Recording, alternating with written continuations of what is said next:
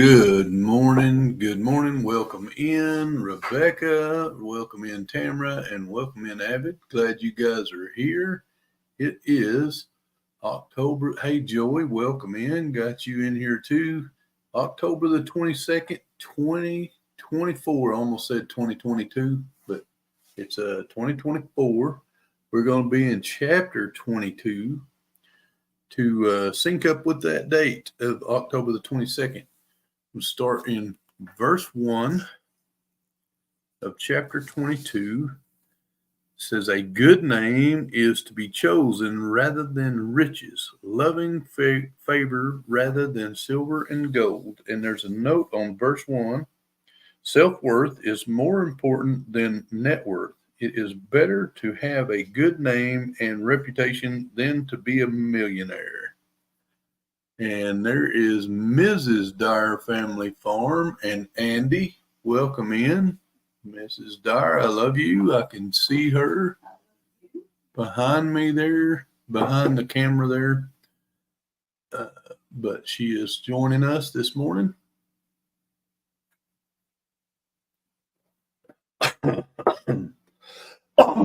Glad to have each and every one of you. Verse 2, the rich and the poor have this in common. The Lord is the maker of them all. A prudent man perceives evil and hides himself, but the simple passes on and are punished. By humility and the fear of the Lord are riches and honor and life. Thorns and snares are in the way of the perverse. He who guards his soul will be far from them. Verse 6, train up a child in the way they should go, in the way he should go, and when he is old, he will not depart from it. And there's a note on verse 6. Hey, Paul Case, welcome in. Glad you're in here.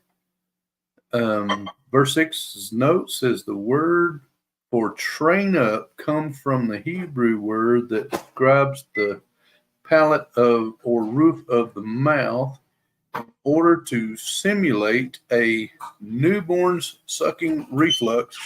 Hebrews midwives would put something sweet on their finger and rub it on the roof of the infant's mouth in order to train up their nursing instincts. Likewise, a wise parent is one who uses incentives to stimulate and train up his child or children toward godliness, creating a hunger in him for righteousness and for wise living. Got an ant crawling on my Bible there. Just as an infant never loses the ability to suckle, so a child will not forget the instincts toward godliness which were stimulated in him as a child. That's good stuff. Move my mouse. I got some of the. What's going on now? Avid Jack. Paul Case is gone now. What's going on? There we go. There we go. It was just scrolled up. Sorry, y'all. Paul had disappeared on me. Verse 7. The rich rules over the poor, and the borrower is servant. All right, now it's the second ant. What's going on here? I don't have ants crawling on the table. Back to verse 7. The rich rules over the poor, and the borrower is servant to the lender. And there's a note on verse 7. It says, the lender always holds power over the borrower. For this reason, it is better to avoid taking out large loans as much as possible. A loan can easily become a form of bondage. And I know that's true from past choices. Verse 8. He who sows iniquity will reap sorrow, and the rod of his anger will fail. He who has a generous eye will be blessed, for he gives of his bread to the poor. Cast out the scoffer, and contention will leave. Yes, strife and reproach will cease. He who loves purity of heart and has grace on his lips, the king will be his friend. The eyes of the Lord preserve knowledge, but he overthrows the words of the faithless. Verse 13. The lazy man says, there is a lion outside, I shall be slain in the streets. And note on verse 18 says, a lazy person will make all kinds of excuses to avoid responsibility, never realizing how foolish his or her words and conduct appear to others. We're back in verse 13. It says, the lazy man says there is a lion outside. I read 13. Let's go to verse 14. I'm sorry. The mouth of the immoral woman is a deep pit. He who is abhorred by the Lord will fall there. Verse 15. Foolishness is bound up in the heart of a child. The rod of correction will drive it far from him.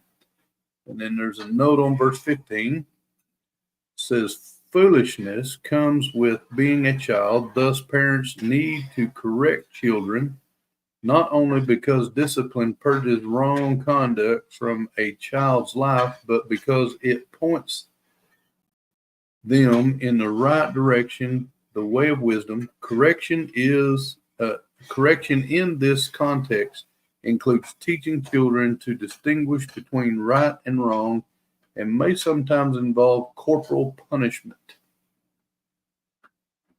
I know I got plenty of punishment when I was a kid, and I deserved every bit of it. I was rotten. I was a turkey. Verse 16, he who oppresses the poor to increase his riches, and he who gives to the rich will surely come to poverty. And then we move into a section called Sayings of the Wise. Verse 17, incline your ear and hear the words of the wise, and apply your heart to my knowledge. For it is a pleasant thing if you keep them within you. Let them all be fixed upon your lips, so that your trust may be in the Lord. I have instructed you today, even you.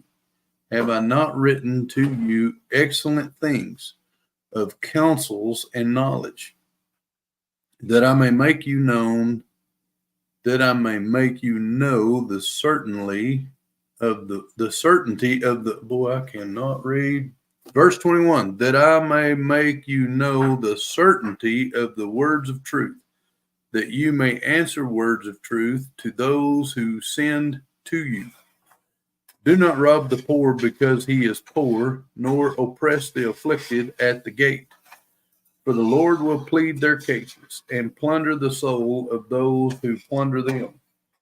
Make no friendship with an angry man, and with a furious man do not go, lest you learn his ways and set a snare for your soul. Do not be one of those who shakes hands in a pledge, one of those who is surety for debt. If you have nothing with which to pay, why should he take away your bed from under you? And verse 28, do not remove the ancient landmark which your fathers have set. And a note on verse 28 says, landmarks were stone pillars or piles of stones that mark property boundaries in fields. Moving them resulted in individual loss or gain of property and wealth. Since God owned and appointed all the land, removing an ancient landmark would have been a sin against God. And in verse 29 wraps up this chapter. Says, do you see a man who excels in his work? He will stand before kings. He will not stand before unknown men. And then I have a question. It's a tough question. It says, does this verse guarantee that good parenting will produce great children? and I'm talking about verse 22:6. So we're going to read verse 6 again, and then I'm going to read this caption they have in here about that. So verse 6 is train up a child in the way he should go, and when he is old, he will not depart from it. And it said, the question again, does this verse guarantee good parenting will produce great children? The answer, no. Godly parents can have children who go astray. Controversially, the children of trouble parents can overcome their upbringing. I'm getting distracted a little bit here. Controversially, the children of terrible parents can overcome their upbringing and turn out great. Some parents Some parents interpreting this verse as a promise have tried to very carefully train up their children in the way they should go, only to see those children stray from the godly training. A proverb is not a promise, it is a literal device that highlights a general truth. Many of the proverbs in this book are not absolute guarantees because the truths they express must be conditioned by prevailing circumstances. Proverbs are generally and usually true, but occasionally exceptions may be noted.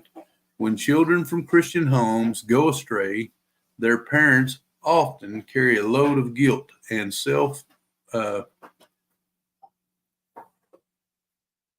recrimination. A word I haven't heard before. What should I have done differently? Where could I have done better? But each person is responsible before God for his or her actions, our adult children included.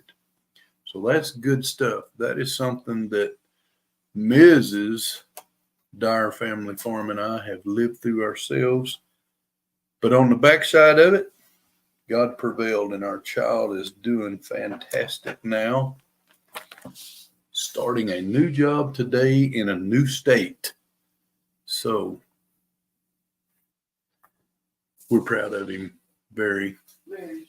I expressed that yesterday.